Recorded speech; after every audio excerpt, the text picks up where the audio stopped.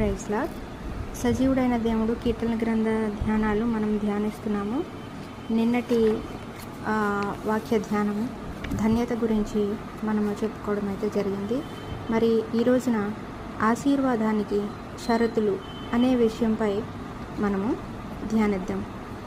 ఆకాశపు తూములు విప్పబడినట్లు కుండపోతగా వర్షం కురుస్తూ ఉండవచ్చు, కానీ బోర్లించబడిన గిన్నెలోనికి నీళ్లు వచ్చే అవకాశం లేదు. అదేవిధంగా దేవుడు ఆశీర్వదించడానికి సిద్ధంగా ఉన్నప్పటికీ మనం దానిని స్వీకరించడానికి అనువుగా లేనప్పుడు దానిని పొందలేము, దానిని కోల్పోతాము. ఆశీర్వాదాన్ని కోరుకునేవాడు దుష్టుల మార్గాన్ని విడిచిపెట్టాలి.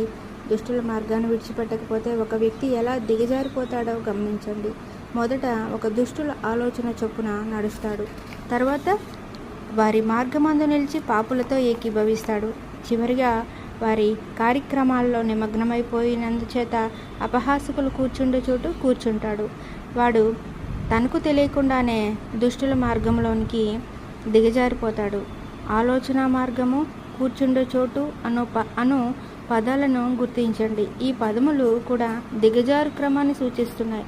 తాను వేసే ప్రతి అడుగు పతనం వైపే దారితీస్తుంది. ఆలోచన అనే మాట మనస్సుకు సంబంధించినది.